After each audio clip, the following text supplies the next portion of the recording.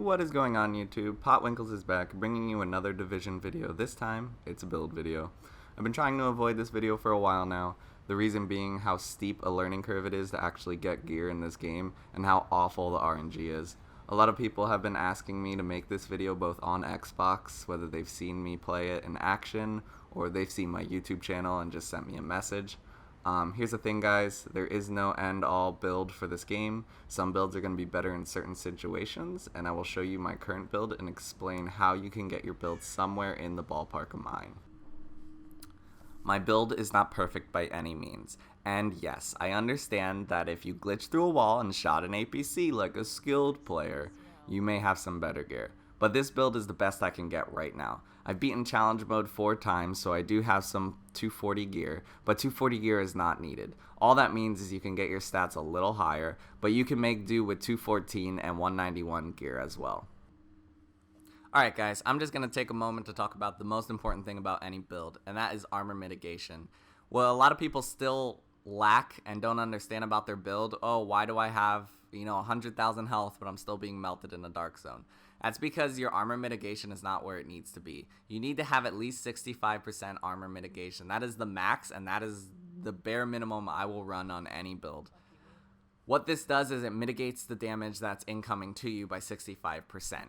Now, for an armor, I believe it's about 4,650 to get your 65 mitigation, and that is important. Now I'm going to teach you an easy and quick way to actually get that 65 mitigation. The 3 pieces of gear you need to focus on are your chest piece, your backpack, and your holster. If you can get your armor near max on these 3 pieces, then your other 3 pieces you can focus on critical hit damage, skill power, health, whatever you need to focus on in the build to make this your build. But you need to have that 65% armor mitigation, otherwise the build is completely useless. You can have 300, 400 DPS, and the build is completely useless because someone with 200 DPS will melt you in the dark zone because you have no armor mitigation. It is important to have that armor mitigation. I cannot stress it enough. And again, just focus on your chest piece, your backpack, and your holster. If you need to re-roll them so they have high armor rather than re-roll them so they have ammo capacity or re-roll them so they have skill power. Those are the 3 items that if you need to re-roll and they already have good attribute ratings on them, such as firepower, stamina, or electronics, as long as they already have pretty decent attribute ratings on them, I need you guys to focus on armor. Quick little disclaimer, guys, I do run a Reckless chest piece. For those of you who don't know what a Reckless chest piece is, it increases damage by 13% and increases incoming damage by 10%. With the current state of the game, this is glitched. You don't actually take that incoming damage by 10%. You only get that flat damage increase of 13%. I do have a build that doesn't include the Reckless chest piece. I will talk about it at the end. But again, this is being patched, so if you don't already have one, don't try and craft for one because it will be patched with the next update. I will talk about the build at the end that doesn't include this chest piece, but if you have one of them laying around and it has some decent stats on it, why not throw it on? Now, these masks are craftable. The only thing I would suggest is you take the skill power increase on the mask. This is what's going to keep your skill power high, and it is definitely helpful when PvPing in the dark zone. I did happen to also get a pulse critical hit damage increase. That was just luck of the draw. You don't need it, but it is helpful if you are able to get it. The knee pads are also craftable. The only thing I would suggest on these knee pads is that you take the plus critical hit damage. I believe 19% is the max that you can get, but anything close to that will do. Now, I am running a Striker's backpack. This is not a backpack I would suggest in the build. It just happens that this backpack is the best I can do right now. It has a high armor rating, which I'll talk about later and why that's important. And it also has a high stamina rating, one of the highest that you can get on a piece of 214 gear. The pulse crit hit damage plus 8.5% and the plus 9.5% on self heals is by far what makes this backpack amazing. It's the only reason I am running this backpack. My suggestion, if you don't have a backpack that happens to drop this way, if I had a tactician's backpack that was like that, that would be the set piece I would be running in this slot. If you guys have a tactician's backpack, that would be my suggestion if you are trying to go for a PvP build.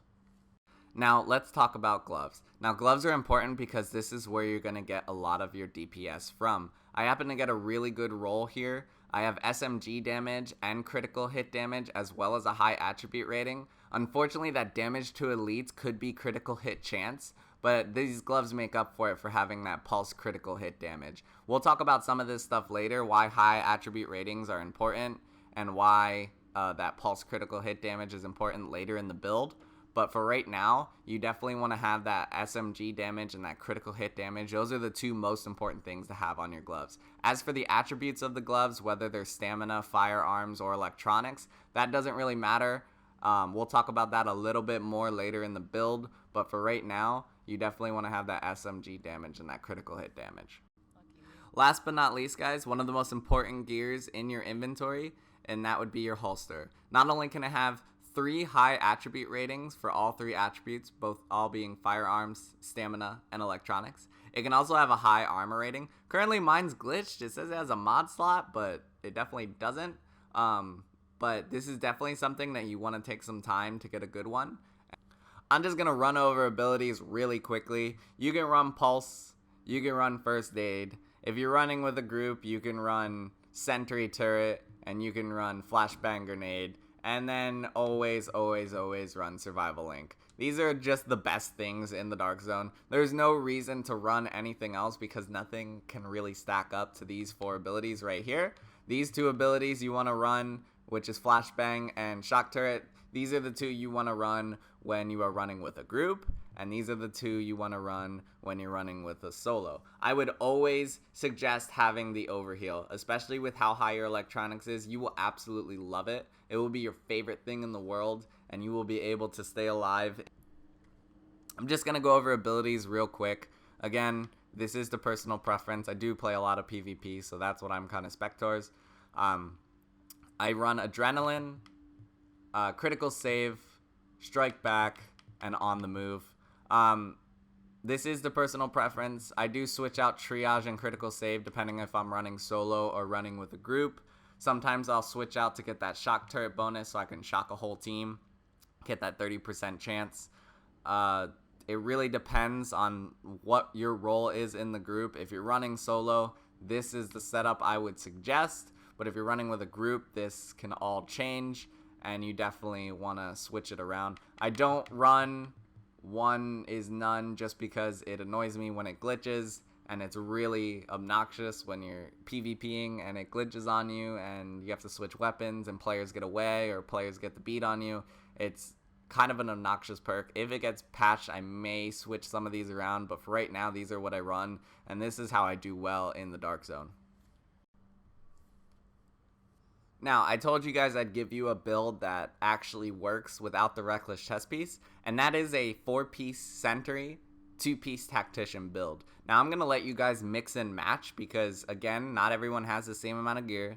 Not everyone glitched through a wall and shot an APC. You know who you people are. You guys can make whatever build you want.